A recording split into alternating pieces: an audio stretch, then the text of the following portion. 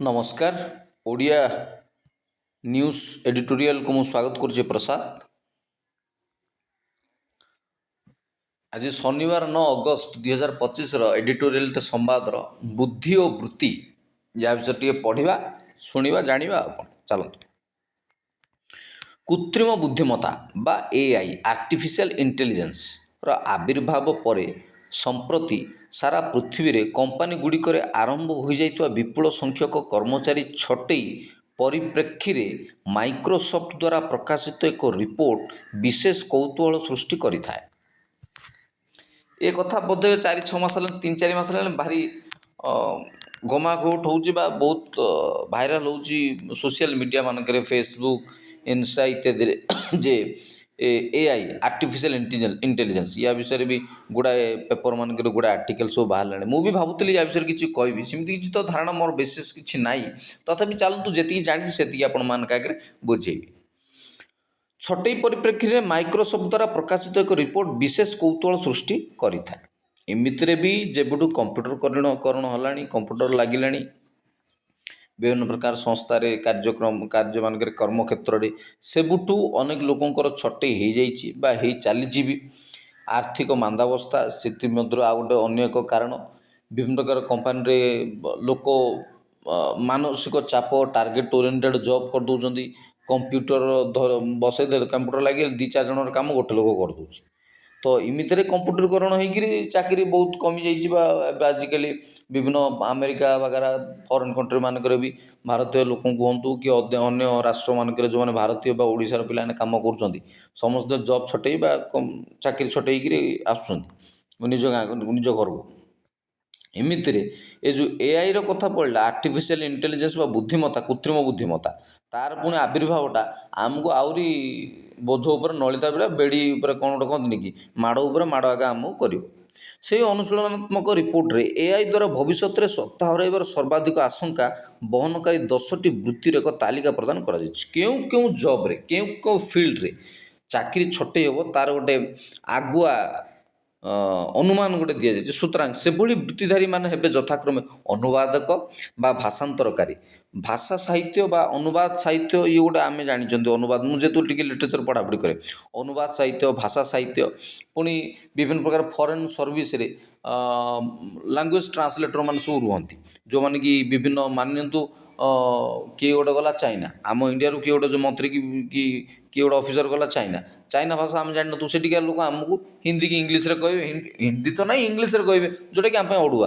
तो भाषा आजिकल आज गोटे डिवाइस गोटे गुड़ाए प्रकार मेसीन बाहरी गलानी डिवाइस बाहरी गलानी कान खंजे देले से ताके जहाँ कहते से अपोजिट वाला आम सम्मुख वाला आम ता भाषा बुझीपर पुणी आम जहाँ कहवा आम कथाटा पुणी भाषा से ट्रांसलेट हो तेणु ये जो विभिन्न मेसीन डिवाइस गुड़ा सब बाहरी गलानी ट्रांसलेसन माने भाषांतरिक अनुवादक मु तो मोबाइल प्राय समस्त जना दो गूगल ट्रांसलेटर सब अच्छी विभिन्न ट्रांसलेटर अच्छी से गुड़ा से कंटेंटा पकईदे आप वीडियो ऑडियो कि लेखा लिखी जहाँ भी आप पकईदे मैंने पीडीएफ फॉर्मेट रे सी अदर अन्य एक भाषा को ट्रांसलेट की आसी जाऊँ। इतिहासकार भाषांतरकारी इतिहासकार लेखक कस्टमर केयर बा ग्राहक सेवा प्रदानकारी सेल्स पर्सन बा विक्रय प्रतिनिधि प्रूफ संशोधनकारी संपादक सांबादिक संवाद समीक्षक डेटा विज्ञानी बा डेटा साइंस वाला तेबे एआई रो गतिविधि विकास पर दृष्टि रखिथिबा व्यक्ति माने ए संदर्भ में मत दियंती जे यह एक स्थूल एवं असंपूर्ण तालिका। सब प्रकार तो इतिहासकार किए समस्ते जानते आम बीए हिस्ट्री कर एम ए हिस्ट्री कर इतिहास आम शिक्षा व्यवस्था बा सिलेबस गोटे मुख्य अंग हूँ इतिहास। इतिहास जानिले ही वर्तमान को बुझीपर भविष्य में चिंता कर प्रति दिन घटना गला काली इतिहास हो तेणु इतिहासकार होती बहुत बड़ बड़ आम सोसाइटी आम समाज में भारी गुरुत्वपूर्ण स्थान नौ इतिहासकार। लेखक बिना लेखक किसी अच्छी जहाँ देखुन सब लेखार ही चलते धर्म पुस्तक हो पाठ्य पुस्तक हो पुराण शास्त्रविद बाइबल कुरान जहाँ त्रिपटक जहाँ भी आप विभिन्न प्रकार धर्म कि विभिन्न प्रकार पाठ्य पुस्तक उच्च शिक्षार पाठ्य पुस्तक ପ୍ରତିଦିନ କିଛି ନୂଆ ନୂଆ ଲେଖା ବାହାରୁଛି, କିଛି କିଛି ନୂଆ ଜିନିଷ ବାହାରୁଛି। ସେସବୁ ଜିନିଷ ଲେଖିବାକୁ ପଡ଼ିବ, ପଢ଼ିବ ଲେଖିବ। ତେଣୁ ଓଡ଼ିଆ ଲୋକ ଲେଖକକୁ ବେଶୀ ଗୁରୁତ୍ୱ ଦିଅନ୍ତି, ଲେଖାଟାକୁ ବି ବେଶୀ ଗୁରୁତ୍ୱ ଦିଅନ୍ତି। ଓଡ଼ିଆ ଜାତିରେ ଆମର ସେ ଗୋଟେ ଅଛି, ଆମେ କଥାଟାକୁ ଏତେ ଗୁରୁତ୍ୱ ଦେଉନା। କହିଦେଲା ସିଏ କ'ଣ ଅଛି ସଜାଇ, ଆମ ଗାଁ ଗହଳିରେ କହନ୍ତି ସଜେଇ କହିଦେଲା ତା କଥା କ'ଣ କହିବାକୁ, କ'ଣ ପଇସା ଲାଗୁଛି? ଯିଏ ଯାହା ପାରିଲା କହିପାରିଲା, କିନ୍ତୁ ଲେଖାଟା ବେଶୀ ଇମ୍ପୋର୍ଟାଣ୍ଟ। ଆଜିକାଲି ଯେତେ ସବୁ ଆଡ଼ଭାନ୍ସ ହେଉଛି, ଡେଭଲପମେଣ୍ଟ ହେଉଛି, ଲେଖା କାଗଜ ବିନା ପ୍ରୁଫ୍ କାଗଜପତ୍ର କିଛି କୌଣସି ଜିନିଷ ହେଇପାରେନି। ତେଣୁ ଲେଖକ ଲେଖା ଏସବୁ ଜିନିଷର ଭାରି ମୂଲ୍ୟ ଅଛି। ତେଣୁ ଲେଖକର ସ୍ଥାନ ଯଦି ଏଆଇ ଆର୍ଟିଫିସିଆଲ୍ ଇଣ୍ଟେଲିଜେନ୍ସ ନେଇଗଲା, ଏଆଇ ନେଇଗଲା, ତ ଭାରି ମୁସ୍କିଲ ହେଇଯିବ। ଲେଖାଟା ବେଶୀ ଇମ୍ପୋର୍ଟାଣ୍ଟ। ଲେଖକ ହେବାକୁ ଚାହାନ୍ତି। ଆଜିକା ଡେଟ୍ରେ ଲୋକ ଲେଖା ଲେଖି ପସନ୍ଦ କରନ୍ତି, ସେସବୁ ଭାରି ଚିନ୍ତନ ମନନର କାମ। ଯେମିତି ଲକ୍ଷ୍ମୀ ପାଖରେ ସରସ୍ୱତୀ ରହନ୍ତିନି, ସରସ୍ୱତୀ ପାଖରେ ଲକ୍ଷ୍ମୀ ରହନ୍ତିନି। ତ କଥା ହେଉଛି ଯାହା ପାଖରେ ସାହିତ୍ୟ ବିଜ୍ଞାନ ଲେଖାଲେଖି ଏସବୁ ଜିନିଷ ଯେଉଁମାନେ କରନ୍ତି, ଗୀତ କବିତା, ସେମାନେ ପେଟ ବି ପୋଷି ପାରିବେ ନାହିଁ। ଲେଖାଲେଖି କଲେ, ପାଠ ପଢ଼େଇଲେ, ବିଭିନ୍ନ ପ୍ରକାର ପାଠ୍ୟ ପୁସ୍ତକ ଲେଖିବା ଲୋକମାନଙ୍କର ମଧ୍ୟ ଅବସ୍ଥା ବାରଗଣ୍ଠି ଚକଡ଼ା ହେଇଯାଉଛି, ବାରକଟା ଚକଡ଼ା ହେଇଯାଉଛି। ତେଣୁ ଲେଖାଲେଖି କରିକିରି କିଏ ପେଟ ପୋଷିବାଟା ଆଜିକା ଡେଟ୍ରେ ଆମ ପାଖରେ ସେ ମାଧ୍ୟମର ଉପାୟ ବା ସେ ପନ୍ଥା ଆମର ଆହୁରି ଆଭେଲେବୁଲ୍ ହେଇନି। ସେ ଉପରେ ଆମେ କ'ଣ ଆଉ କହିବା? ପିଲାମାନେ ଯଦି ଲେଖାପଢ଼ା କରନ୍ତେ ଆଉ କେତେ ଜିନିଷ ଜାଣିପାରନ୍ତେ। କିନ୍ତୁ ସେ ଲେଖାଲେଖି କରିବା, ଡିଜିଟାଲ୍ ଯୁଗରେ ଡିଜିଟାଲ୍ ବହି ଲେଖିବା, ଡିଜିଟାଲ୍ ବହି ଲେଖି ମାର୍କେଟ କରିବା, ନେଟ୍ରେ ବିକ୍ରି କରିବା, ଅଛନ୍ତି ଲୋକ କିଛି ଅଛନ୍ତି। କିନ୍ତୁ ମୁଁ ତ ଆଜି ନା କାଲି ଦେଖୁଥିଲି, ଆଜି ବୋଧେ ଦେଖୁଥିଲି, ଗୋଟେ ଭାଷାକୁ ମାନି ନିଅନ୍ତୁ, ମୁଁ ମୋର ଓଡ଼ିଆ ଭିଡ଼ିଓଟେ କଲି କି ଅଡ଼ିଓଟେ କଲି, ତାକୁ ଓଡ଼ିଆରେ କେମିତି ଲେଖାଟାକୁ ପ୍ରିଣ୍ଟ କରି କାଢ଼ିପାରିବି। ଅନ୍ ଦ ସେନ୍ସ ଗୋଟେ ଆପ୍ ଏମିତି ଥିବା ଦରକାର, ଆର୍ଟିଫିସିଆଲ୍ କି ଏଆଇ ହେଉ କି ଡିଫରେଣ୍ଟ ଆପ୍ ମାଧ୍ୟମରେ କି ଗୁଗୁଲ୍ ମାଧ୍ୟମରେ ମୁଁ କହିବା କଥା ଅଡ଼ିଓ କିମ୍ବା ମୋର ଗୋଟେ ଭିଡ଼ିଓ, ଯେକୌଣସି ମୋର ଭିଡ଼ିଓ କି ଯାହାର ବି ଭିଡ଼ିଓ, ମୋତେ ମାନିନିଅନ୍ତୁ ମୋତେ ଶୁଣିବାକୁ ମୋତେ ସମୟ ନାହିଁ। ମୁଁ କ'ଣ କରିବି କି ସେ ଭିଡ଼ିଓ କି ଅଡ଼ିଓ କି ଯାହା ବି ଗୋଟେ କ୍ଲିପ୍ସଟାକୁ ନେଇକରି ସେ ଆପ୍ରେ କି ସେ ଫର୍ମାଟ୍ରେ ମୁଁ ପକାଇଦେବି। ତାଦ୍ୱାରା ଓଡ଼ିଆ ଭାଷାରେ ତା'ର ଗୋଟେ ଟ୍ରାନ୍ସକ୍ରାଇବ୍ ହେଇଯିବା ଦରକାର ବା ଟ୍ରାନ୍ସକ୍ରିପ୍ଟ ହେଇଯିବା ଦରକାର। ସିଏ ଗୋଟେ ଭାଷାନ୍ତର ହେଇକି ଆସିଯିବା ଦରକାର। ତାକୁ ମୁଁ ପଢ଼ିଦେଇକି 2 ମିନିଟ୍ରେ ମାନେ ଆଖି ବୁଲେଇ ଦେଲେ ମୋର ସରିଲା ସେ କାମ। ସେଟା ସବୁ ଭାଷାରେ ଅଛି, ହିନ୍ଦୀରେ ଅଛି, ଅନ୍ୟାନ୍ୟ ଭାଷାରେ ବି ଥାଇପାରେ। ମୁଁ ଏକଥା ଗୋଟେ ଥର ଭିଡ଼ିଓରେ କହୁଥିଲି ଯେ ବିଭିନ୍ନ ପ୍ରକାର ନ୍ୟାସନାଲ୍ ଜୋଗ୍ରାଫି ବିଭିନ୍ନ ଚ୍ୟାନେଲ୍ରେ ଆମେ ଅଦର ଭାଷାରେ ଟ୍ରାନ୍ସଲେସନ୍ ପାଇପାରୁ ବା ଭାଷା ମାନେ କମେଣ୍ଟରେ ଶୁଣିପାରୁ, ବଟ୍ ଆମ ଓଡ଼ିଆ ଭାଷାରେ ଆଜି ପର୍ଯ୍ୟନ୍ତ ହେଇପାରିଲାନି। ଆଉ ଏ ଯେଉଁ କଥା ମୁଁ କହୁଛି ଟ୍ରାନ୍ସକ୍ରିପ୍ଟ କରିବା କଥା କି ଭାଷାନ୍ତର କରିବା କଥା ନେଟ୍ରେ ଭିଡ଼ିଓ ଅଡ଼ିଓକୁ ସବୁ ଲେଖା ମାଧ୍ୟମରେ ମାନେ ଟେକ୍ସଟକୁ, ଏ କଥା ତ ଭାରି ଆଉ ଦୂର କି ବାତ। ଏଗୁଡ଼ା ସବୁ କ'ଣ ଯେ ଦିବା ସ୍ୱପ୍ନ ଭଳିଆ ମୋତେ ଲାଗୁଛି। ସେଗୁଡ଼ା ଓଡ଼ିଶା ବାଲା କରିବା ଆକା, ଆମେ ଶୁଣିବା ଆକା, ଆମେ ଆପ୍ରେ ସେମିତି ଅଡ଼ିଓ ଭିଡ଼ିଓ ପକାଇକିରି ସେମିତି ଲେଖା ବାହାର କରିବା ଆକା ହେବ। ସେ କଥା ଛାଡ଼ନ୍ତୁ। ସୁତରାଂ ସେଭଳି ବୃତ୍ତିଧାରୀମାନେ ହେବେ ଯଥାକ୍ରମେ ଅନୁବାଦକ, ଭାଷାନ୍ତରକାରୀ, ଇତିହାସକାର, ଲେଖକ, କଷ୍ଟମର କେୟାର। ଏ କଷ୍ଟମର କେୟାର ଗୋଟେ ଭାରି ପେନଫୁଲ୍ କାମ। ଏ ଗୋଟେ ବିଭିନ୍ନ କମ୍ପାନୀର ବିଭିନ୍ନ ଅଫିସରେ ବିଭିନ୍ନ ପ୍ରକାର ସର୍ଭିସରେ ଯେଉଁ କଷ୍ଟମର କେୟାର ସବୁ ରଖାଯାଏ। ଗ୍ରାହକ ସେବା ପ୍ରଦାନକାରୀ, ସେଲ୍ସ ପର୍ସନ୍ ବା ବିକ୍ରୟ ପ୍ରତିନିଧି, ପ୍ରୁଫ୍ ସଂଶୋଧନକାରୀ, ସମ୍ପାଦକ, ସାମ୍ବାଦିକମାନେ ଯଦି ରହିବେନି ତାହେଲେ କିନ୍ତୁ ବଡ଼ ମୁସ୍କିଲ ହେଇଯିବ। ସମ୍ପାଦକ ଏମାନେ ରହିବେନି, ବଡ଼ ମୁସ୍କିଲ ହେଇଯିବ। ପୁଣି ସମ୍ବାଦ ସମୀକ୍ଷକ, ଏମାନେ ତ ଭାରି ଗୁରୁତ୍ୱପୂର୍ଣ୍ଣ ସ୍ଥାନ। ଯେଉଁମାନେ ଜ୍ଞାନୀ ଗୁଣୀ ଲୋକମାନେ ସବୁ ବହୁତ ଅଛନ୍ତି, ଜର୍ଣ୍ଣାଲିଷ୍ଟ ମାନେ, ସିନିୟର ଜର୍ଣ୍ଣାଲିଷ୍ଟ ମାନେ, ସମ୍ବାଦ ସମୀକ୍ଷକମାନେ, ସେ ରାଜନୀତି ସମ୍ବାଦ ସମୀକ୍ଷକ, ରାଜନୀତି ସମୀକ୍ଷକମାନେ, ଏମାନଙ୍କର ଭାରି ଗୁରୁତ୍ୱପୂର୍ଣ୍ଣ ସ୍ଥାନ ଥାଏ ଗୋଟେ ଜାଗାରେ।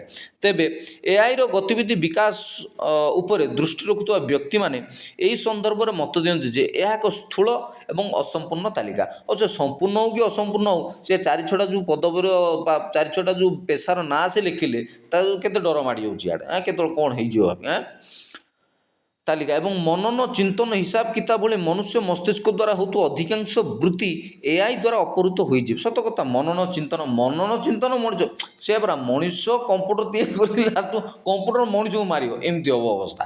ମଣିଷ କମ୍ପ୍ୟୁଟର ତିଆରି କରିଛି, ସେ ଚାର୍ଲସ ଭାବେ କାଲକୁଲେଟର ତିଆରି କରୁଛନ୍ତି, କାଲକୁଲେଟର, କିନ୍ତୁ ସେ କାଲକୁଲେଟର ସେ କମ୍ପ୍ୟୁଟର, ସେ କାଲକୁଲେଟରରୁ କମ୍ପ୍ୟୁଟର ହେଇଗଲା। କମ୍ପ୍ୟୁଟର ମାନେ ଗଣନାରୁ କମ୍ପ୍ୟୁଟର ହେଇଗଲା, ଗଣନାକାରୀ ଯନ୍ତ୍ରରୁ କମ୍ପ୍ୟୁଟର ହେଇଗଲା। କମ୍ପ୍ୟୁଟର ମାନେ ଗଣନା କରିବା। ଆମେ 9th 10thରେ ପାଠ ପଢ଼ିଲା ବେଳକୁ ଥିଲା ସେ ପାଠଟା ଗୋଟେ କମ୍ପ୍ୟୁଟର ପାଠଟା।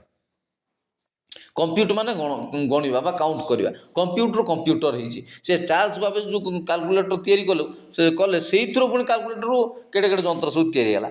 ଏ ମଣିଷ ତିଆରି କରିଛି କମ୍ପ୍ୟୁଟର, ଲାଷ୍ଟକୁ ସେ କମ୍ପ୍ୟୁଟର ମୋତେ ଆମକୁ ମାରିବ ଆଉ। ତେଣୁ ପୁଣି ଆଉ ଥରେ ସେଇ କଥା କହିବି, ୱାର୍ଲଡ ଫ୍ଲେମ୍ କହି ଗୋଟେ ବହି ଅଛି, ଆମର କ'ଣ ତାଙ୍କ ନାଁ ତ, ୱାର୍ଲଡ ଫ୍ଲେମ୍ ବହିଟା, ୱାର୍ଲଡ ଫ୍ଲେମ୍ ଅଛି। ତାଙ୍କ ନାଁ ହେଉଛି ବିଲିଗ୍ରାମ ଲେଖିଛନ୍ତି। ସେ କ'ଣ କରୁଛନ୍ତି ନା ସେ ଲେଖିଛନ୍ତି ଗୋଟେ ସଭ୍ୟତା ଯେତେବେଳେ କ୍ଷୟ ପାଇବାକୁ ଯିବ ବା ଡିକ୍ଲାଇନ୍ ହେବ, ଡିକ୍ଲାଇନ୍ ସିଭିଲାଇଜେସନର କଥା କହୁଛନ୍ତି। ଡିକ୍ଲାଇନ୍ ମାନେ କ୍ଷୟ ପାଇ ଯିବା ସଭ୍ୟତା ବେଶୀ ଯାନ୍ତ୍ରିକ ହେବ, ଯନ୍ତ୍ର ପ୍ରତି ଆସକ୍ତ ହେବ, ଯନ୍ତ୍ର ସହିତ ତାର ଆଟାଚମେଣ୍ଟ ବଢ଼ିଯିବ, ମଣିଷ ଯନ୍ତ୍ର ନିର୍ଭରଶୀଳ ହୋଇଯିବ। ସେ ସଭ୍ୟତାଟା ଧୀରେ ଧୀରେ ଡିକ୍ଲାଇନ୍ ହେବ। ଡିକ୍ଲାଇନ୍ ମାନେ ସରିଯିବ ବା କ୍ଷୟ ପାଇକି ଯିବ। ଆମ ପିଲାମାନେ ଆଜିକାଲି ବହୁତ କମ୍ପ୍ୟୁଟରରେ ମାତୁଛନ୍ତି, ମୋବାଇଲରେ ମାତୁଛନ୍ତି। ଆଉ ଏ ମୋବାଇଲ କମ୍ପ୍ୟୁଟର ମାତିବା ଦ୍ୱାରା ଶାରୀରିକ କ'ଣ ପ୍ରଭାବ ପଡ଼ୁଛି ନ ପଡ଼ୁଛି ସେଇଟା ତ ସମସ୍ତେ ଜାଣିଛନ୍ତି। ଯେମିତି 24 ଘଣ୍ଟା ମନିଟର ସ୍କ୍ରିନ୍କୁ ଅନେଇକି ରହିବା, 24 ଘଣ୍ଟା 8 ଘଣ୍ଟା 7 ଘଣ୍ଟା ଚେୟାରରେ ବସିକିରି କମ୍ପ୍ୟୁଟରକୁ ଅନେଇକିରି କାମ କରିବା, ତାଦ୍ୱାରା ଆମ ମେଣ୍ଟାଲି ଆମ ନର୍ଭ ସିଷ୍ଟମ୍ ଆମ ଶରୀର ଉପରେ ବହୁତ ପ୍ରଭାବ ପଡ଼ୁଛି। ଏଗୁଡ଼ା ମୁଁ ଆଉ କେତେ ବୁଝେଇବି, ଆପଣମାନେ ସବୁ ଜ୍ଞାନୀ ଗୁଣୀ ଲୋକ ଜାଣିଛନ୍ତି। ଦ୍ୱିତୀୟରେ ଲାପଟପ୍ ଧରିବା, କମ୍ପ୍ୟୁଟର ଧରିବା, ନ ଶୋଇବା ଖାଇବା ପିଇବାରେ ଯେଉଁ ଅବହେଳା ଯେଉଁ ଡିଷ୍ଟର୍ବାନ୍ସ ହେଉଛି, ତାଦ୍ୱାରା ଆମର ସବୁ ଆମର ସ୍ୱାସ୍ଥ୍ୟଗତ ଅସୁବିଧା ହେଉଛି। ଆମର ଯୌନ ଜୀବନ ଉପରେ ଅସୁବିଧା ପଡ଼ୁଛି। ଆମର ଯୌନ ଜୀବନ ଉପରେ ଅସୁବିଧା ପଡ଼ୁଛି। ଚାଲନ୍ତୁ ପଢ଼ିବା। ମନନ ଚିନ୍ତନ ହିସାବ କିତାବ ଭଳି ମନୁଷ୍ୟ ମସ୍ତିଷ୍କ ଦ୍ୱାରା ହେଉଥିବା ଅଧିକାଂଶ ବୃତ୍ତି AI ଦ୍ୱାରା ଅପହୃତ ହୋଇଯିବେ। ସୁରକ୍ଷା ବଳରେ ରହିଯିବେ ଶାରୀରିକ ଶ୍ରମ ବା ମାନବ ଶରୀର ଉପଯୋଗ ଲୋଡ଼ୁଥିବା କତିପୟ କାର୍ଯ୍ୟ ବା ବୃତ୍ତି। କିନ୍ତୁ ପ୍ରଶ୍ନ ଉଠିଥାଏ ଯେ ଏହି ତାଲିକାରେ ସ୍ଥାନିତ ଇତିହାସକାର ବା ଲେଖକ, ଉପନ୍ୟାସକାର ବା ନାଟ୍ୟକାର ବା କବିଙ୍କୁ ଶୁଷ୍କ ବୃତ୍ତିଧାରୀ ବୋଲି କୁହାଯାଇ ପାରିବ କି? କାରଣ ଏଭଳି କାର୍ଯ୍ୟରେ ଲିପ୍ତ ହେବା ଅନେକଙ୍କ ସକାଶେ ଅନ୍ତରଙ୍ଗ ଧ୍ୟେୟ ହୋଇଥାଏ। ତେଣୁ ସେଭଳି ବ୍ୟକ୍ତିମାନେ AI ଦ୍ୱାରା କ୍ଷତିଗ୍ରସ୍ତ ହେବେ କି ଏବଂ ହେବ ଯଦି ତାହେଲେ କିପରି? ଏଇଟା ଗୋଟେ ଭାରି ପ୍ରଶ୍ନ ବିଚାର୍ଯ୍ୟ ଜିନିଷ, ମାନେ ଭାରି କ୍ରିଟିକାଲ ଜିନିଷ ଏଇଟା, ଯେ ସେମିତି ହେଇଯିବ କି ଲେଖକ, କବି, ନାଟ୍ୟକାର, ଉପନ୍ୟାସକାର, ସଂଳାପକାର, ଗୀତିକାର ଏମାନେ ସବୁ ଲେଖା ଲେଖି କରିକି ଏମାନଙ୍କ ତ ମୁଖ୍ୟ ଆୟୁଧ। କିନ୍ତୁ ସେଇ ଜିନିଷଟାକୁ ଆଜିକା ଡେଟ୍ରେ ଆମ ଇଣ୍ଡିଆରେ କିଏ ଗୁରୁତ୍ୱ ଦିଅନ୍ତି ନାହିଁ। ଲେଖା ଲେଖି କରିବା, କବିତା ଲେଖିବା, ଗୀତ ଗାଇବା, ଗୀତ ଲେଖିବା, ଇଏ ସବୁ ଗୋଟେ ମୂର୍ଖାମି। ବାପା ସେ କ'ଣ ମିଳିବ? ସେ ଗୀତ, କବିତା, ଉପନ୍ୟାସ, ଗପ ଉପନ୍ୟାସରୁ କ'ଣ ମିଳିବ? ସେ ସାହିତ୍ୟ ଚର୍ଚ୍ଚାରୁ କ'ଣ ମିଳିବ? ସେ ନୋବେଲ ପଢ଼ିଲେ କ'ଣ ମିଳିବ? ଆମେ ଖାଲି ଜାଣିଛନ୍ତି ପଇସା କମେଇବା, ଖାଲି କମ୍ପ୍ୟୁଟର ପଢ଼ିବା, ଇଞ୍ଜିନିୟରିଂ ପଢ଼ିବା, civil engineering, computer engineering, electrical engineering, IT, information technology, ଏସବୁ ଜିନିଷ, ଡାକ୍ତରୀ ଇଞ୍ଜିନିୟରିଂ କହୁଥିଲେ ପୁରା ଡାକ୍ତରୀ ଇଞ୍ଜିନିୟରିଂ ହେବାର ଅଛି, ଆଉ କିଛି ନାହିଁ। ଏ ସାହିତ୍ୟ ଇତିହାସ ଏସବୁ ପଢ଼ିଲେ କ'ଣ ମିଳିବ? କ'ଣ ମିଳିବ? କିନ୍ତୁ ସେଇମାନେ ହିଁ ସୋସାଇଟିର କର୍ଣ୍ଣଧାର ହେଇଛନ୍ତି। ସେମାନେ ଗୀତ, ଗପ, ଉପନ୍ୟାସ, ଅବଶ୍ୟ ସେ ତ ମୂଳରୁ ସେ କଥା କହିଲି ପରା, ପଇସା କିଛି ମିଳେ ନାହିଁ। ପତ୍ରକାରିତା କି ସାହିତ୍ୟିକ, ଇତିହାସ ଲେଖକ, ଏମାନଙ୍କୁ କିଛି ପଇସା ମିଳେ ନାହିଁ। କିନ୍ତୁ ସେମାନେ ସମାଜର କର୍ଣ୍ଣଧାର, ତାଙ୍କ ହାତରେ ସବୁ ଚାଲେ। ପିଲାଙ୍କ ପାଖରେ ଟ୍ୟାଲେଣ୍ଟ ଅଛି। ମୁଁ ତ ମୂଳରୁ କହି ଆସିଛି, ଭାରତର ମାଟି ହେଉଛି ସାହିତ୍ୟର ମାଟି, ଆଧ୍ୟାତ୍ମିକତାର ମାଟି। ସାହିତ୍ୟର ମାଟି ଆଉ ଆଧ୍ୟାତ୍ମିକତାର ମାଟି, ସାହିତ୍ୟର ମାଟି। କାହିଁକିନା ଏଇଠି ବହୁତ କବି, ଭାବୁକ, ପ୍ରତି ଘରେ ଆପଣ କଥାକାର ପାଇବେ, ପ୍ରତି ଘରେ ଆପଣ ଲେଖକ ପାଇବେ, ପ୍ରତି ଘରେ ଆପଣ କବି ପାଇବେ। ଯଦି ସେମାନେ ସେତିକି ତପସ୍ୟା, ସେତିକି ସାଧନା କରିବେ, ତେବେ ହେଇପାରିବ। ଏଇଟା ଗୋଟେ ଦିନିକିଆ କଥା ନୁହଁ ଯେ ସରସ୍ୱତୀ ଉଭା ହେଇଯିବେ ଆମ ମୁଣ୍ଡ ଉପରେ, ଆମେ ଗାଇଦେଲେ କହିଦେଲେ ହେଇଯିବ। ସବୁ କାଳିଦାସ, ମହା ମୂର୍ଖ ବି କାଳିଦାସ ହେଇପାରିବ, ସମସ୍ତେ ହେଇପାରିବେ ଲେଖକ, କବି। କିନ୍ତୁ ସେତିକି ସାଧନା ଦରକାର, ସେତିକି ପଢ଼ିବା ଦରକାର। ଆଉ ସେଗୁଡ଼ା ପଢ଼ିଲେ ଲେଖିଲେ କାହା ପକେଟକୁ 2 ଟଙ୍କା ଆଇବାର ନାହିଁ। ତେଣୁ ସେଗୁଡ଼ା ଛାଡ଼ନ୍ତୁ। 1996 ମସିହାରେ ଇଣ୍ଟରନେଟ୍ରେ ଗୁଗୁଲର ଆବିର୍ଭାବ ଘଟିବା ପରେ 1996 ପରେ ଯେଉଁ ବିଶେଷ ପରିବର୍ତ୍ତନଟି ଦୃଷ୍ଟିଗୋଚର ହୋଇଥିଲା, ତାହା ଥିଲା କୌଣସି ସୂଚନା ବା ତଥ୍ୟ ପାଇବା ଲାଗି ଇଚ୍ଛୁକ ବ୍ୟକ୍ତି ଲାଇବ୍ରେରୀ ନ ଯାଇ ପୁସ୍ତକ ଏବଂ ପତ୍ରିକାର ମହୋଦଧିରେ ମଗ୍ନ ନ ହୋଇ ଅଧ୍ୟବସାୟ ଜନିତ ଅବସାଦରୁ ମୁକ୍ତ ରହି ଯେଉଁଠି ଇଚ୍ଛା ସେଇଠି ରହି କାର୍ଯ୍ୟରେ ସଫଳ ହେବା। କାରଣ ଗୁଗୁଲ ସର୍ଚ୍ଚ ଇଞ୍ଜିନର ନିଃସୃତ ତଥ୍ୟ ଓ ସୂଚନାର ଅସରନ୍ତି ପ୍ରବାହରୁ ତାହା ସମ୍ଭବ ହେଲା। 1996 ତାହେଲେ ଇଣ୍ଟରନେଟ୍ରେ ଗୁଗୁଲ ଆସିଲା, ନାଇଁ କି? କିନ୍ତୁ ଏଭଳି ଅଧ୍ୟବସାୟ ଭାବେ ସୂଚନା, ତଥ୍ୟ ଓ ଜ୍ଞାନ ଆହରଣର ପ୍ରକ୍ରିୟାକୁ ଅନେକ ନୈଷ୍ଠିକ ବିଦ୍ୱାନ ଗୁଗୁଲ ଆସିବାର 3 ଦଶନ୍ଧି ପରେ ମଧ୍ୟ ନାପସନ୍ଦ କରନ୍ତି। ଯେକୌଣସି ଜିନିଷ ଗୁଗୁଲକୁ ପଚାର, ଗୁଗୁଲ ହେଉଛି ସବୁଠୁ ବଡ଼ ସର୍ଚ୍ଚ ଇଞ୍ଜିନ୍। ମାରିଦେଲ, ଏଇଆ ହେଲା, ଖାଇବା ପିଇବା, ଯାହା ତମେ ସର୍ଚ୍ଚ କରିପାରିଲ, ଯାହା ମାରିବା କଥା କହୁଛି ମୁଁ, ଟାଇପ୍ କରିକି ସର୍ଚ୍ଚ କରିପାରିଲ, ଯାହା ମାରିବା ଆଉଥରେ ପଳାଇଲା, ସର୍ଚ୍ଚ କରିପାରିଲ, ଯାହା ସର୍ଚ୍ଚ କରିପାରିବେ ଆପଣ। ପତ୍ରଠୁ ପାତ୍ର, ପାତ୍ରଠୁ ମାତ୍ର, ମାତ୍ରଠୁ ତାତ୍ର, ଯାହା ରାତ୍ର, ଜାତର, ତାତ୍ର, ମାତ୍ର, ଯାହା ଆପଣ ସର୍ଚ୍ଚ କରିପାରିବେ, ଯାହା ପାଇବେ ଆପଣ ସର୍ଚ୍ଚ କରିପାରିବେ। ତେବେ ମୁଁ ଗୋଟେ ମଜା କଥା କହିବି, ବୋଧେ ଗୁଗୁଲରେ ନା ୟୁଟ୍ୟୁବରେ ଗୋଟେ ଥର ପେପରରେ ମୁଁ ପଢ଼ୁଥିଲି, କେଉଁ ଜିନିଷ ବା କାହାର ବେଶୀ ସର୍ଚ୍ଚ ହେଇଥିଲା ବୋଲିକିରି। ଏବେର କଥା ମୁଁ କହୁନି, ଏଇଟା ସମ୍ଭବତଃ 3-4 ବର୍ଷ କି 5 ବର୍ଷ ତଳେ ସମସ୍ତେ ପ୍ରାୟ ସନି ଲିଓନର ନାଁ ସର୍ଚ୍ଚ କରିଥିଲେ ଗୁଗୁଲରେ ନା ୟୁଟ୍ୟୁବରେ। ଏଟା ପେପରରେ ଗୋଟେ ସର୍ଭେରେ ମୁଁ ପଢ଼ୁଥିଲି କେଉଁଠି ଗୋଟେ, ଏଇଟା ଏବେର କଥା ନାହିଁ କି 2-4 ବର୍ଷ କି 5-7 ବର୍ଷ ତଳର କଥା। ଲୋକ କାହାର ନା କ'ଣ ସର୍ଚ୍ଚ କରୁଛନ୍ତି ଗୁଗୁଲରେ ବୋଲିକିରି ଗୋଟେ ସର୍ଭେ କରାଯାଇଥିଲା ଯେ ସମସ୍ତେ ସନି ଲିଓନର ନାଁ ସର୍ଚ୍ଚ କରୁଛନ୍ତି। ଚାଲନ୍ତୁ ପଢ଼ିଆ। କିନ୍ତୁ ଏଭଳି ଅଧ୍ୟବସାୟ ଭାବେ ସୂଚନା ତଥ୍ୟ ଓ ଜ୍ଞାନ ଆହରଣର ପ୍ରକ୍ରିୟାକୁ ଅନେକ ନୈଷ୍ଠିକ ବିଦ୍ୱାନ ଗୁଗୁଲ ଆସିବାର 3 ଦଶନ୍ଧି ପରେ ମଧ୍ୟ ନାପସନ୍ଦ କରନ୍ତି। କାରଣ ସେମାନଙ୍କ ମତରେ ତାହା ହେଉଛି ବିନା ପରିଶ୍ରମର ଅନ୍ୟମାନଙ୍କ ଶ୍ରମରୁ ଲବ୍ଧ ତଥ୍ୟର ଅପହରଣ ଓ ବ୍ୟବହାର। ପୁସ୍ତକାଗାରକୁ ଯାଉଥିବା ବ୍ୟକ୍ତି ଯଦିଓ ସେହି କାର୍ଯ୍ୟ କରିଥାନ୍ତି କିନ୍ତୁ ତା ତହିଁରେ ଅନ୍ତତଃ ଅଧ୍ୟବସାୟ ରହିଥାଏ। ତେବେ ସେ ଯାହା ହେଉ ଏଆଇର ଆଗମନ ପରେ ସେହି ଶ୍ରମ ଚୋରିର ପରିସର ଅଧିକ ବିସ୍ତୃତ ହୋଇଛି। ଯାହା ବି ଆପଣ ସର୍ଚ୍ଚ କରିଥିବେ ଗୁଗୁଲରେ ବାହାରିଯିବ। ଯଦି ଆପଣଙ୍କୁ କ'ଣ ଦରକାର ଥିବ ଡାଟା, ବହି, ପୁସ୍ତକ, ରେକର୍ଡ଼, ତାହେଲେ ଆପଣ ଲାଇବ୍ରେରୀ ଯିବ, ଘଣ୍ଟା ଘଣ୍ଟା ବିଭିନ୍ନ ପ୍ରକାର ବହି ପୁସ୍ତକ କିଏ ଲେଖିଛି, କେତେ ଲୋକଙ୍କ ଏ ସବଜେକ୍ଟ କିଏ ସ୍ପେସିଫିକ୍ ଟପିକ୍ରେ ଲେଖିଛନ୍ତି, ସବୁ ବହି ଆପଣ ବାହାର କରିବେ, କେଉଁଥିରୁ କ'ଣ ଡାଟା କାଢ଼ିବେ, ସିଏ ଗୋଟେ ଭାରି ଝିଞ୍ଝଟିଆ କାମ। ଗୁଗୁଲରେ ବାହାରିଗଲା ସବୁ ତ ସରିଲା କଥା। ତେବେ ସେ ଯାହା ହେଉ ଏଆଇର ଆଗମନ ପରେ ଯେଉଁ ଶ୍ରମ ଚୋରିର ପରିସର ଅଧିକ ବିସ୍ତୃତ ହୋଇଛି। ଜଣେ କଠିନ ପରିଶ୍ରମ କରିକିରି ସାରା ଜୀବନ ଲାଗିଥିବ ଗୋଟେ ଜିନିଷ ବାହାର କରିବା ପାଇଁ, ଆପଣ 15 ମିନିଟ୍ରେ ସେ ଜିନିଷ ଗୁଗୁଲରୁ ପାଇଯିବେ। ଏ କଥା ମୁଁ ଗୋଟେ ଜାଗାରୁ ପଢ଼ୁଥିଲି। ଯେତିକି ବି ଆମେ ଆଜି ଜ୍ଞାନ ଆହରଣ କରୁଛନ୍ତି, ଯାହା ବି ଆମେ ପାଇଛନ୍ତି, ଯାହା ବହି ପୁସ୍ତକ କି ଲୋକଶ୍ରୁତିରୁ, ଜନଶ୍ରୁତିରୁ, ବିଭିନ୍ନ ଲୋକଙ୍କ କଥାରୁ ଭାଷାରୁ, ବ୍ୟବହାରରୁ, ଜ୍ଞାନରୁ, ଶିକ୍ଷାରୁ, କି ଅଙ୍କ କି ଗଣିତ କି ସାହିତ୍ୟ କି ବିଜ୍ଞାନ କି ଭୂଗୋଳ, ସବୁ ଜିନିଷ ପାଇଁ କି ଯାହା ଟେକ୍ନୋଲୋଜି ଆପଣ ଦେଖୁଛନ୍ତି, ଯାହା ମୁଁ ଆପଣଙ୍କୁ ମୋବାଇଲରେ କହୁଛି ଆପଣ ଶୁଣୁଛନ୍ତି, ୟୁଟ୍ୟୁବ୍ ମାଧ୍ୟମରେ କି ନ ଶୁଣୁଛନ୍ତି, ଏ ଯାହା ବି ଦେଖୁଛନ୍ତି ଆପଣ, ଇଏ ସବୁ ଜିନିଷ ନେଟ୍, ଇଣ୍ଟରନେଟ୍, ମେସିନ୍, କମ୍ପ୍ୟୁଟର, ଗାଡ଼ି ଘୋଡ଼ା, ଫ୍ଲାଇଟ୍, କଳକାରଖାନା, ଇଣ୍ଡଷ୍ଟ୍ରି, ସମସ୍ତଙ୍କର କିଛି ନା କିଛି ପିଢ଼ି ପରେ ପିଢ଼ି, ଶହ ଶହ ବର୍ଷ ପରେ ରିସର୍ଚ୍ଚ ପରେ ଆସିଛି। ତେଣୁ କୌଣସି ଜିନିଷ ପାଇଁ କିଏ ମରିଛି ତ, କାହା ଜୀବନ ଯାଇଛି ତ, ପିଢ଼ି ପରେ ପିଢ଼ି କେତେ କଷ୍ଟ ପରିଶ୍ରମ କଲା ପରେ ଆଜି ଆମେ ସ୍ତରରେ ଆସି ପହଞ୍ଚିଛନ୍ତି। ତେଣୁ କଥା ହେଉଛି ଏ ସବୁ ଯାକ ଜଣଙ୍କର ପରିଶ୍ରମ, ଆଉ ଜଣେ ତା'ର ଫାଇଦା ଉଠାଉଛି। ଜଣଙ୍କର ପରିଶ୍ରମ, ଆଉ ଜଣେ ତା'ର ଫାଇଦା ଉଠାଉଛି। ବାପା ପିଢ଼ି ପରେ ପିଢ଼ି ପରିଶ୍ରମ କରିଦିଏ, ଜଣେ ଲୋକ ତା'ର ଖାଇବ। ତେଣୁ କୁହାଯାଏ ନାହିଁ ବାପା ତା'ର ବାଇବେଲ ଗୋଟେ କଥା ଅଛି, ଅମ୍ଳ ଖାଇଲା ନା କ'ଣ, ଅଙ୍ଗୁର ଖାଇଲା, ପିଲାମାନଙ୍କର ଦାନ୍ତ ଖଟା ହୋଇଯାଉଛି ବେଲାବେଳେ। ତେଣୁ ପିଢ଼ି ପରେ ପିଢ଼ି ଏ ରିସର୍ଚ୍ଚ ସବୁ ଚାଲିଛି। ଆଉ ଲୋକ ଶୁଣୁଛନ୍ତି କି ନ ଶୁଣୁଛନ୍ତି ତ ଅଲଗା କଥା, ଜାଣୁଛନ୍ତି ଅଲଗା କଥା। ଆମେ ପରିଶ୍ରମ କରିସାରିଛନ୍ତି, ଲୋକ ଫାଇଦା ଉଠାଇବାକୁ ଉଠାଉଛନ୍ତି। ବିଜ୍ଞାନ ହେଉ, ସାହିତ୍ୟ ହେଉ, କଳା ହେଉ, ଭାସ୍କର୍ଯ୍ୟ ହେଉ, ଚିତ୍ରକଳା ହେଉ, ସଙ୍ଗୀତ କଳା ହେଉ, ବିଭିନ୍ନ ପ୍ରକାର ସବୁ ପ୍ରକାର ଫିଲ୍ଡରେ, ରାଜନୀତି, ସବୁ ଜିନିଷରେ ଲୋକ ରିସର୍ଚ୍ଚ କରୁଛନ୍ତି। ତାଙ୍କ ଜ୍ଞାନ ପରିଶ୍ରମ ସମୟ ଦେଇକରି ବର୍ଷ ବର୍ଷ ତପସ୍ୟା କରିକି ତା'ର ପୁଣି ଫଳ ପରବର୍ତ୍ତୀ ପିଢ଼ି ଆପଣା ଛାଏଁ ପାଇଯାଉଛନ୍ତି। କିଛି ଦରକାର ପଡ଼ୁନି ତାଙ୍କୁ ପରିଶ୍ରମ କରିବାକୁ। ତେଣୁ ଏ ଶ୍ରମ ଚୋରିର ପରିସର ଅଧିକ ବିସ୍ତୃତ ହୋଇଛି। ଯହିଁରେ ଗୁଗୁଲରୁ ଆହୁତ ତଥ୍ୟକୁ ଘେନି ମସ୍ତିଷ୍କ ଖଟାଇ ସମ୍ଭାଳି ଓ ସଜାଡ଼ି ନିର୍ଭୁଲ ଭାଷାରେ ଲିଖନଟିଏ ପ୍ରସ୍ତୁତ କରିବାର ଦାୟିତ୍ୱଟି ମଧ୍ୟ ନଥାଏ। ଆଉ କେତେ କ'ଣ ଦରକାର ପଡ଼ିବ? ଆଜିକାଲି ତ ଆମର shortcut key to success, instant noodles, instant ଆମକୁ ଦରକାର। ଯେକୌଣସି ଜିନିଷ ଆମକୁ ଫଟାଫଟ ହେବା ଦରକାର। ଆମକୁ ଦରକାର ନାହିଁ ଏତେ ସବୁ କିଏ ସଜଉଛି।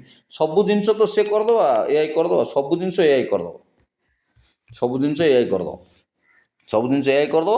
ଆମକୁ ନା ସଜାଡ଼ିବାର ଚିନ୍ତା ଅଛି ନା କ'ଣ କରିବାର ଚିନ୍ତା। ଫାଷ୍ଟ ଫୁଡ଼ର ଯୁଗ, ଫାଷ୍ଟ ଫୁଡ଼ର ଯୁଗ, ଫାଷ୍ଟ ହେବା ଦରକାର, ସବୁ ଜିନିଷ ଫାଷ୍ଟ। हमारे पास इतना वक्त नहीं है, जो करना है जल्दी करो।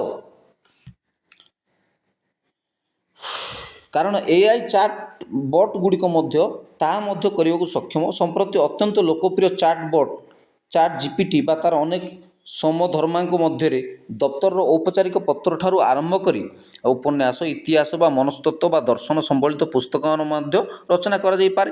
କୌଣସି ପ୍ରସିଦ୍ଧ କବିଙ୍କ ଶୈଳୀରେ ଲିଖିତ କବିତା ଅପଦାର୍ଥଙ୍କ ନାମରେ ମୁଦ୍ରିତ ହୋଇପାରେ। ଏ ତ କଥା ଆଉ, ବହି ଲେଖିବା, ବହି ଛାପିବା ଆଉ କ'ଣ ବଡ଼ କଥା ହେଇକି ଅଛି? କାହାର କ'ଣ ଗୋଟେ ଛାପିଦିଅ, ଲେଖିଦିଅ। ମୁଁ କହୁଥିଲି ଯେମିତି ଅଡ଼ିଓ ଭିଡ଼ିଓ ଗୁଡ଼ାକୁ ଆପଣ ଚାହିଁଲେ ଟ୍ରାନ୍ସକ୍ରିପ୍ଟ କରିପାରିବେ, ଲେଖାରେ ପରିଣତ କରିପାରିବେ, PDF କରିଦେଇପାରିବେ, PDF ପ୍ରିଣ୍ଟ କାଢ଼ି ଦେଇପାରିବେ। 15 ମିନିଟ୍ର କଥା କମ୍ପ୍ୟୁଟର କ'ଣ ନ କରିପାରୁଛି? ଯେକୌଣସି ଭାଷାର ହେଉ, ଆପଣ ତାକୁ ଟ୍ରାନ୍ସଲେଟ୍ କରି କାଢ଼ି ଦେଇପାରିବେ। କୌଣସି ପ୍ରସିଦ୍ଧ କବିଙ୍କ ଶୈଳୀରେ ଲିଖିତ କବିତା ଅପଦାର୍ଥଙ୍କ ନାମରେ ମୁଦ୍ରିତ ହୋଇପାରେ। ଆଉ ଯିଏ ଚାହିଁଲେ ହେବ। ଆଉ କ'ଣ କହିବି ମୁଁ? ଗୋଟେ ଅଜଣା ଅଶୁଣା ମୂର୍ଖ ମଧ୍ୟ ଗୋଟେ ଲୋକର ବଡ଼ ବଡ଼ ଲୋକଙ୍କର ନାଁ ଗୁଡ଼ା, ଯେଉଁ ଲେଖା ଗୁଡ଼ା ମଧ୍ୟ ଛାପିକି ନିଜର ବହିକି ନିଜର ଲେଖା ବୋଲିକିରି ବାହାର କରିଦେଇପାରେ। সুতরাং স্থিতিটি ହେଉଛି ଅନେକ ଅଲେଖକ ଅଣଇତିହାସକାର ଓ ଶଠ ବିଦ୍ୱାନମାନେ ମହତ୍ୱାକାଂକ୍ଷୀ ପୃଥୁଳ ପୁସ୍ତକମାନ ଧରି ଆବିର୍ଭୂତ ହୋଇପାରନ୍ତି। ଆଜିକାଲି ତ ସାହିତ୍ୟ ଜଗତରେ ଯିଏ ଚାହିଁଲେ କବି ହେଇପାରିବ, ଯିଏ ଚାହିଁଲେ ଫୁଲକବି, ପତ୍ରକବି, ଗଣ୍ଠି କବି, ଯିଏ ଚାହିଁଲେ ଯାହା ହେଇପାରିବ। କବି ତ କବି କବି ଯିଏ ଚାହିଁଲେ କବି ହେଇପାରିବ, ଯିଏ ଚାହିଁଲେ ସାହିତ୍ୟକାର ହେଇପାରିବ। ଯେଉଁମାନଙ୍କ କୋଳାହଳ ମଧ୍ୟରେ ହୁଏତ ଗୁଣୀମାନେ ନିଷ୍ପ୍ରଭ ହୋଇଯିବେ, କ'ଣ ସେଇ ତ କଥା। ଆଉ 100 ଲୋକଙ୍କ ରଡ଼ିରେ ଜଣେ ଲୋକଙ୍କର ସ୍ୱର ଚୁପ୍ ହେଇଯିବ ଏକା। 100 ଲୋକ ଭୁଲ ଲୋକ ଯଦି ରଡ଼ି ଛାଡ଼ିଲେ ବୋଲେ ତ ମେଜରିଟି ଯାହାର ହେବ ତାର ପାଟି ଶୁଭିବ, ମାଇନରିଟି ଆଉ ଠିକ୍ ଥିଲେ ମଧ୍ୟ ଆମ ପାଟି ବନ୍ଦ ହେଇଯିବ, ଆମ ସ୍ୱର ଶୁଭିବ ନାହିଁ। ତ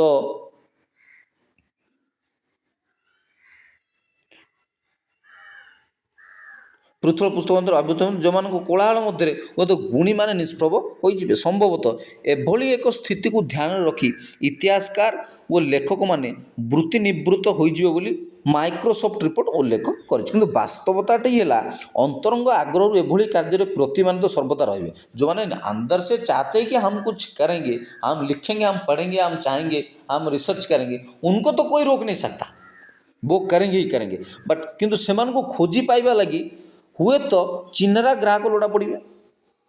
यार उनके लिए जो फील्ड है, ये फील्ड जब मूर्ख मूर्ख मूर्ख मान में खोली दिया जाए, मूर्ख मान प्रवेश हो अच्छी गुड़ाए ढगडमाल सब अच्छी छाड़ू से गुड़ा।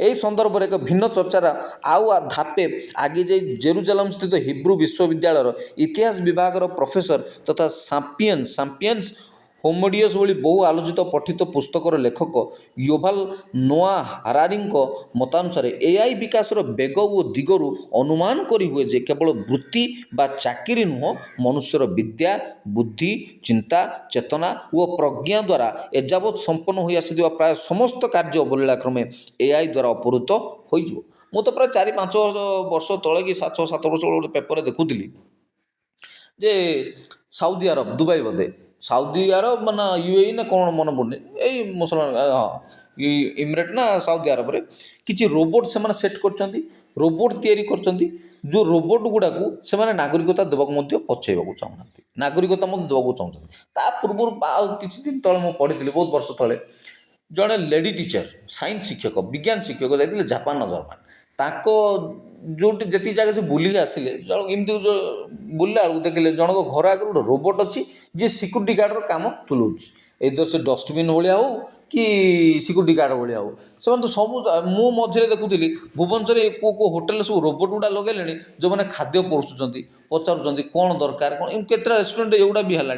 तो जो रोबोट्र नागरिकता पाइबा गला रोबोट्र आविर्भाव है रोबोट को ऊपर रिसर्च करते प्रकार सब कम है विभिन्न प्रकार डिफेन्स सिस्टम रोबोट्र यूज हो इस्तेमाल हो। तो दैनंदिन जीवन में जदि मेसीन और रोबोट्र प्रवेश हम तेबे आमर मानविकता बा आमर एक्टिविटी बा आमर इंटेलिजेंस बा आमर बुद्धिमत्ता बा चिंता चेतना बा आम प्रज्ञा किंबा आमर भावना विचार से गोटे प्रकार विपद सृष्टि कर हुए तो सीटा एबे हो न पारे हम निश्चय एबे नहले आउ केबे हम आ 5 वर्ष 10 वर्ष 15 वर्ष 20 वर्ष पर सेटा निश्चय हम क्या जनसंख्या भी क्रमागत भाव ह्रास पाई चली। एबे जहाँ खबर रिसेंटली जहाँ खबर आम चाइना को टपिकी सर्वाधिक जनबल राष्ट्र विश्व में आम ना कर सारे कि सब रही बेसी 5 वर्ष 10 वर्ष 15 वर्ष मैक्सिमम तापर पुणी आम डिक्लाइन कर आमर जनसंख्या धीरे धीरे कम एमती मिशन पर निर्भरशील हाँ आम सब मिशन आम घर कम कर मिशन सब कर मिशन तो कंप्यूटरीकरण हम यही आसवा तो बाध्य आर्टिफिशियल इंटेलिजेंस आसो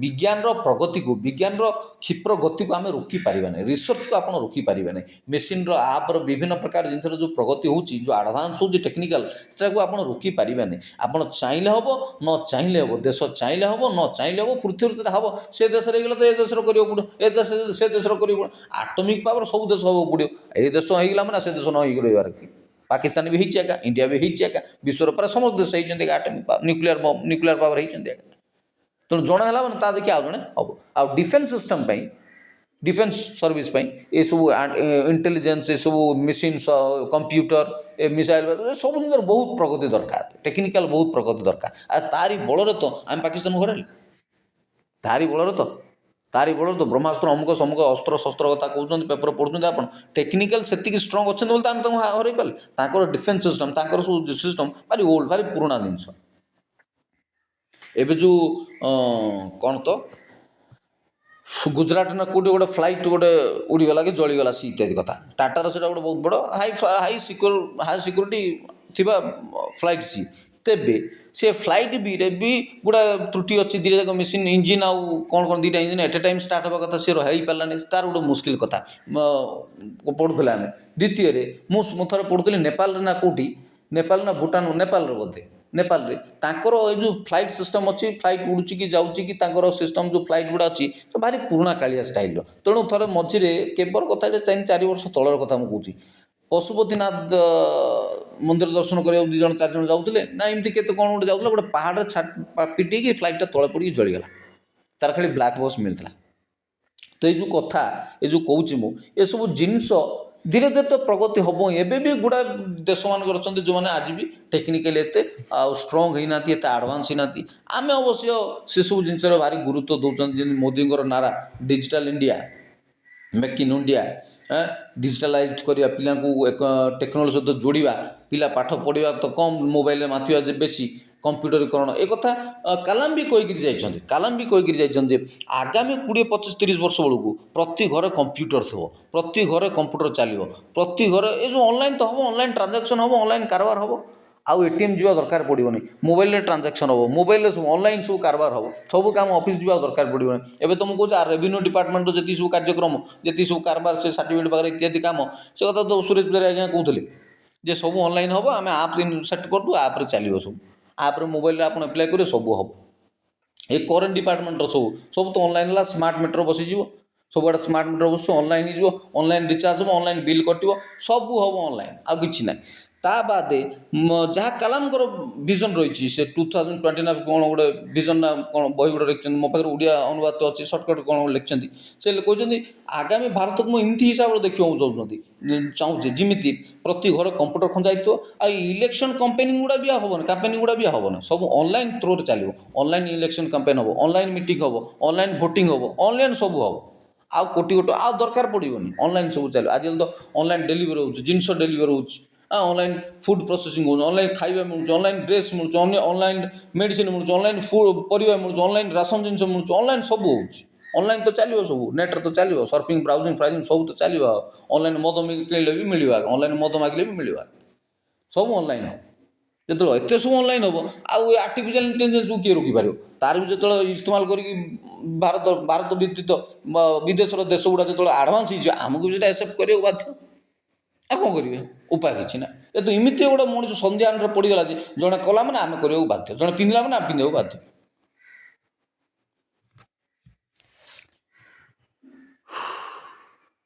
एजावत संपन्न हो आसी प्राय समस्त कार्य अवलीला क्रमे एआई द्वारा अपहृत हो मत को प्रांजल करने से विभिन्न कंपानी द्वारा प्रस्तुत करा आध्यात्मिक एआई मॉडल दृष्टांत दियंती जो मॉडल गुड़िक द्वंद्व दुश्चिंता मनस्ताप ग्रस्त लक्ष लक्ष व्यक्ति सकाशे आध्यात्मिक गुरु भूमिका निर्वाह करेंगे एआई मॉडल गुड़िक द्वारा मानव गुरु बा दिग्दर्शक मान विस्थापित होवार कारण है धर्मशास्त्र दार्शनिक तत्व और तार गभीर व्याख्या संबंधी जी परिमाण ज्ञान और ठिकणा भाव व्यवहार कर सामर्थ्य नहीं एआई मॉडल गुड़िक उपस्थित हेबे ता हुए तो कौन मानव पक्षर असंभव आपण मैंने छुटिया कथा कह आप हसी आजिकल पूजा किए कर रेकर्डटा बजे दूसरी मंत्र गाँव कैसेट कि मोबाइल किए गोटे गाई दूसरी टिणी टिणी कर घंटी बजेदेले से घंटी टिणी टिणी सब सेटिंग हो रेकर्डिंग मिल जाऊँ आप मोबाइल प्ले करदे मेसीन पकेदे पूजा है आउ कौन मंत्र फंत्र सब थे सेट करदे सफ्टवेयर गुड़ा आसीज सेमती सेट करदे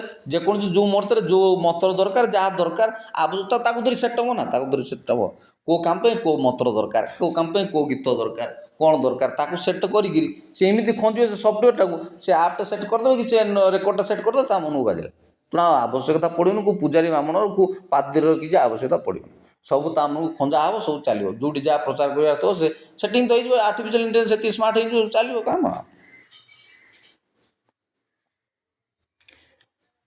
एआई मॉडल गुड़िक सुलभ ତାହା ହୁଏତ କୌଣସି ମାନବ ପକ୍ଷରେ ଅସମ୍ଭବ, କାରଣ ମନୁଷ୍ୟର ଜ୍ଞାନ ଆହରଣର କ୍ଷମତା ସୀମିତ। ସତ କଥା, ଆମେ ସବୁ ଜିନିଷ ଜାଣିପାରିବାନି, ସମସ୍ତେ ସବୁ ଜିନିଷ ବି କରିପାରିବେନି, ସେତିକି ଜ୍ଞାନ ଆହରଣ ବି କରିପାରିବେନି। ପୁଣି ଧର୍ମଗୁରୁମାନଙ୍କ ତୁଳନାରେ ଏଆଇ ମଡ଼େଲ ଗୁଡ଼ିକ ସୁଲଭ ଓ ସହଜଲଭ୍ୟ ମଧ୍ୟ ହେବେ।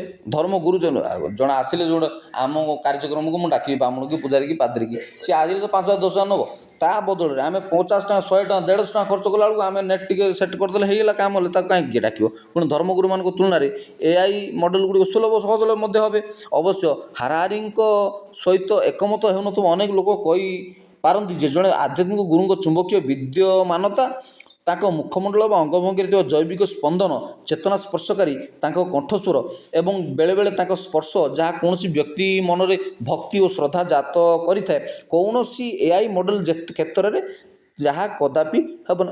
ଏଟା ତ ସତ କଥା, ଆର୍ଟିଫିସିଆଲ ଆଉ ମଣିଷ ତ ମଣିଷ, ସେଥିରେ ଆଉ କ'ଣ କହିବାର ଅଛି। କିନ୍ତୁ ହାରାରି କହନ୍ତି ଯେ ଏଭଳି ପ୍ରତିବନ୍ଧକ ଅତିକ୍ରମ୍ୟ ଯେମିତି ସମ୍ପ୍ରତି ଅନେକ ନିଃସଙ୍ଗ ବ୍ୟକ୍ତି ଏଆଇ ମଡ଼େଲମାନଙ୍କ ସହିତ ବନ୍ଧୁତା ସ୍ଥାପନ କରି ସେମାନଙ୍କଠାରୁ ମନସ୍ତାତ୍ତ୍ୱିକ ପରାମର୍ଶମାନ ଗ୍ରହଣ କଲେଣି। ଅର୍ଥାତ୍ ମନୋଚିକିତ୍ସକମାନେ ମଧ୍ୟ ବିସ୍ଥାପିତ ହେବାକୁ ଆରମ୍ଭ କଲେଣି। ଆଉ କ'ଣ ରହିବ ଆଉ। ସେ ଦୃଷ୍ଟିରୁ ହାରାରି ଏକ ଭୀତି ସଞ୍ଚାରକାରୀ ଭବିଷ୍ୟତର ଇଙ୍ଗିତ ଦିଅନ୍ତି, ଯେଉଁରେ ରାଜନୀତି, ବାଣିଜ୍ୟ, ଯୁଦ୍ଧ ବିଗ୍ରହ ଆଦି ସମସ୍ତ କ୍ଷେତ୍ରରେ ମନୁଷ୍ୟର ଭୂମିକା ଏଆଇ ଦ୍ୱାରା ଅପହୃତ ହୋଇଯିବ। ହାରାରି କାହିଁକି ଏଭଳି ଭାବନ୍ତି? କାରଣ ତାଙ୍କ ମତରେ ଏଯାବତ୍ ମନୁଷ୍ୟ ଯାହା କିଛି ଉଦ୍ଭାବନ କରି ଆସିଛି ସେଗୁଡ଼ିକ ହେଉଛି ଉପକରଣ ବା ଇଂରେଜୀ ଭାଷାରେ ଟୁଲ୍, ଯେଉଁଗୁଡ଼ିକ ବ୍ୟବହାର କରି ମନୁଷ୍ୟ ଅଧିକ ସମର୍ଥ ହୋଇଛି। ଯେତେ ସୂକ୍ଷ୍ମ ବା ବିଶାଳ ଯନ୍ତ୍ର ହୋଇଥିଲେ ହେଁ ତାହା ଏକ ଟୁଲ୍ ଏବଂ ସର୍ବଦା ମନୁଷ୍ୟର ଆଜ୍ଞା ବା ଇଚ୍ଛା ଅନୁସାରେ ପରିଚାଳିତ। ଯନ୍ତ୍ରଗୁଡ଼ିକ କେବଳ ସେତିକି କାର୍ଯ୍ୟ କରନ୍ତି ଯାହା ସମ୍ପାଦନା କରିବା ଉଦ୍ଦେଶ୍ୟରେ ସେଗୁଡ଼ିକ ନିର୍ମିତ। କିନ୍ତୁ ଏଆଇ ଏକ ଟୁଲ୍ ମାତ୍ର ନୁହେଁ, ଏହା ମନୁଷ୍ୟ ଦ୍ୱାରା ସୃଷ୍ଟ ମନୁଷ୍ୟର ଏକ ପ୍ରତିନିଧି। ପୁଣି ମନୁଷ୍ୟ ସମ୍ଭୂତ ଜ୍ଞାନର ବିଶାଳ ଗନ୍ତାଘରକୁ ଉପଯୋଗ କରି କୃତ୍ରିମ ବୁଦ୍ଧିମତ୍ତା ଯେଉଁ ବେଗରେ ବିକଶିତ ହେବାରେ ଲାଗିଛି, ତାହା ମନୁଷ୍ୟର ମସ୍ତିଷ୍କକୁ ପରାସ୍ତ କରିବାକୁ ଅଚିରେ ସକ୍ଷମ ହେବ। କୌଣସି ଏଆଇ ମଡ଼େଲକୁ ପ୍ରଶ୍ନଟିଏ ପଚାରି ତା'ର ଜ୍ଞାନ ଗାରିମା ସମ୍ବଳିତ ପ୍ରାଞ୍ଜଳ ଉତ୍ତର ସମକ୍ଷରେ ନତମସ୍ତକ ହେବାର ଅନୁଭୂତି ଅନେକ ବ୍ୟକ୍ତି ଲାଭ କରିସାରିଲେଣି। ଏଭଳି ସ୍ଥିତିରେ କେବଳ ମନୁଷ୍ୟର ବୃତ୍ତି ନୁହେଁ, ବୁଦ୍ଧିବୃତ୍ତି ମଧ୍ୟ ଏଆଇ ଦ୍ୱାରା ଅପହୃତ, ନିୟନ୍ତ୍ରିତ ଓ ପରିଚାଳିତ ହେବାର ସମ୍ଭାବନା ଅଛି। ସୁତରାଂ ହାରାରିଙ୍କ ଅନୁମାନ ହୁଏତ ଠିକ୍ ହୋଇପାରେ, ଦିନେ ହୁଏତ ମନୁଷ୍ୟର ଭୂମିକା ଅନେକାଂଶରେ ଏଆଇଙ୍କ ଦ୍ୱାରା ବିସ୍ଥାପିତ ହୋଇଯାଇପାରେ। ଏଇ କିଛି ଦିନ ତଳେ ତ ମୁଁ ଭିଡ଼ିଓଟେ ଦେଖୁଥିଲି ଓଟିଭିରେ, ବୋଧେ 2045 ଭିତରେ ସବୁ ପ୍ରକାର ଚାକିରି ଆମର ଯିବ, ଆଉ ଅନେକ ଟିଚର, ଡକ୍ଟର ଏମାନଙ୍କର ସବୁ ଚାକିରି ବି କେବଳ ରାଜନୀତିମାନଙ୍କର ଚାକିରିଟା ସେଫ୍ଟି ରହିବ, ଆଉ ବାକି ସମସ୍ତଙ୍କର ଚାକିରି ସବୁ ଯିବ 2045 ଭିତରେ। ଏ କଥା ସବୁ ଏ ମଝିରେ ମୁଁ ଗୋଟେ ବୁଲେଟିନ୍ ଦେଖୁଥିଲି ଓଟିଭିରେ। ତ ସେଭଳି କଥା ସବୁ ତ ଯିବ, ଆଉ କ'ଣ ରହିବ। ଟୁଲ୍ ଗୁଡ଼ା ସେ ଆମେ ଯାହା ଅସ୍ତ୍ର, ଆମର ଅସ୍ତ୍ର ତ ଆମକୁ ମାରିବ। ଆଉ ଆମେ ଯାହା ଅସ୍ତ୍ର ତିଆରି କରୁଛେ ସେ ଅସ୍ତ୍ର ଦିନ ଆମକୁ ମାରିବ। ଏ ବିଜ୍ଞାନକୁ ଅସ୍ତ୍ର କରି ଆଜି ଆମେ ଏତେ 21st ସେଞ୍ଚୁରୀ ଏତେ ପିକ୍ରେ ପହଞ୍ଚିଛନ୍ତି, ସିଭିଲାଇଜେସନର ପିକ୍ରେ ପହଞ୍ଚିଛନ୍ତି। ସମୟ ଆସିବ ସେଇ ସିଭିଲାଇଜେସନ୍, ସେଇ ଯନ୍ତ୍ର ହିଁ ଆମକୁ ମାରିବ। ତେଣୁ ତ ବିଲିଗ୍ରାମ ଲେଖିଦେଲେ, କାହିଁ କେଉଁ 500 କି 200 150 ବର୍ଷ ତଳୁ ଲେଖି ସାରିଲେଣି, 100-150 ବର୍ଷ ତଳୁ ଲେଖି ସାରିଲେଣି ଯେ ମଣିଷର ଯେତିକି ଯାନ୍ତ୍ରିକ ଆସକ୍ତି ରହିବା, ଯନ୍ତ୍ର ଉପରେ ନିର୍ଭରଶୀଳ ହେବ, ସେ ସେତିକି ଡିକ୍ଲାଇନ୍ ସିଭିଲାଇଜେସନ୍ ହେବ। ତାକୁ ଧରିକି ଆମେ ମରିବା। ଏ ଯନ୍ତ୍ର ହେଇକିରି ଯନ୍ତ୍ର ହେଇଦିନ ଆମକୁ ମାରିବ। ଆଜି ଏବେ ତ ଚିପ୍ ଲାଗିଗଲାଣି, ସମସ୍ତଙ୍କ ଚିପ୍ ଲାଗିବ। ଆଧାର କାର୍ଡ଼ ସିଷ୍ଟମ୍ ହେଇଗଲାଣି, ଏଟିଏମ୍, ପେଟିଏମ୍, ଏଟିଏମ୍ କାର୍ଡ଼, ବିଭିନ୍ନ ପ୍ରକାର ସୁଇପ୍ କାର୍ଡ଼, ଡେବିଟ୍ କାର୍ଡ଼, ଏସବୁ ବିଭିନ୍ନ ପ୍ରକାର କ୍ରେଡ଼ିଟ୍ କାର୍ଡ଼ ହେବା ତରଫରୁ ଆମେ ସବୁ ଜିନିଷ ଅନଲାଇନ୍ ମୋଡ଼କୁ ଆସିଯିବା। ତାପରେ ଏମିତି ହେବ ପରିସ୍ଥିତି, କିଛି ଆମ ଖ୍ରୀଷ୍ଟିଆନମାନଙ୍କ ପାଇଁ ସେ ଲେଖା ହେଇଛି ସେ ବାଇବେଲରେ ଯେ ଏମିତି ହେବ ଗୋଟେ ଭଣ୍ଡ ଖ୍ରୀଷ୍ଟିଆନ ଆସିବେ। ସେ କେମିତି ହେବେ ନା ସମଗ୍ର ପୃଥିବୀକୁ ତାଙ୍କ ଅଧୀନ ରଖିବେ। ସେ ଯାହା କହିବେ ଆପଣ ସେୟା ମାନିବାକୁ ପଡ଼ିବ। କେମିତି ହେବ? ଏ ଅନଲାଇନ୍ ମୋଡ଼ରୁ, ବିଭିନ୍ନ ପ୍ରକାର ଟ୍ରାଞ୍ଜାକ୍ସନ୍ ମୋଡ଼ରୁ, ବିଭିନ୍ନ ପ୍ରକାର ଡାଟା ରେକର୍ଡ଼ ସବୁ ଅନଲାଇନ୍ ହେଇଯିବ ବା କମ୍ପ୍ୟୁଟର ହେଇଯିବ। ତାକୁ ଧରିକି କୌଣସି ଲୋକ ତାକୁ ସେ ଫାଙ୍କି ପାରିବ ନାହିଁ। ଏ ଅନଲାଇନ୍ ମୋଡ଼ରେ ସବୁ ଜିନିଷ ଆପଣଙ୍କର ଟ୍ରାଞ୍ଜାକ୍ସନ୍ରୁ, ଆପଣଙ୍କ ରେକର୍ଡ଼ରୁ, ଆପଣ ଫିଙ୍ଗର ପ୍ରିଣ୍ଟ, ଆପଣଙ୍କର ସବୁ ଜିନିଷ ତା ହାତରେ ରହିଯିବ। ସେ ଯାହା ଚାହିଁବ ସେୟା କରିପାରିବ। ଅର୍ଥନୀତି, ଇକୋନୋମିକ୍ସକୁ, ସବୁ ଜିନିଷକୁ କଣ୍ଟ୍ରୋଲ କରିବ ସିଏ। ଆପଣଙ୍କର ଜିନିଷପତ୍ର କିଣିବାଠୁ ଆରମ୍ଭ କରି, ଟମାଟୋ ପ୍ୟାକେଟ୍ଟେ କିଣିବାଠୁ ଆରମ୍ଭ କରି, ଚିପ୍ସ ପ୍ୟାକେଟ୍ଟେ କିଣିବାଠୁ ଆରମ୍ଭ କରି ସବୁ ଜିନିଷ ଅନଲାଇନ୍ ହେବ।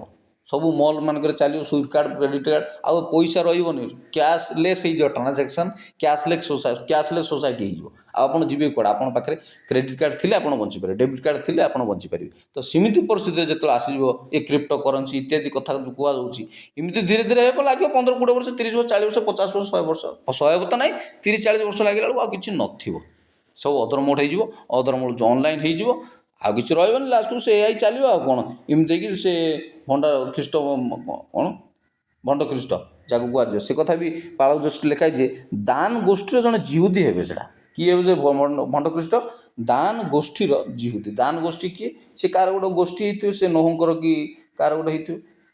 ଦାନ ଗୋଷ୍ଠୀଙ୍କର ଗୋଟେ ଜିହୁଦୀ ହେବେ ସେ ଭଣ୍ଡଖ୍ରୀଷ୍ଟ।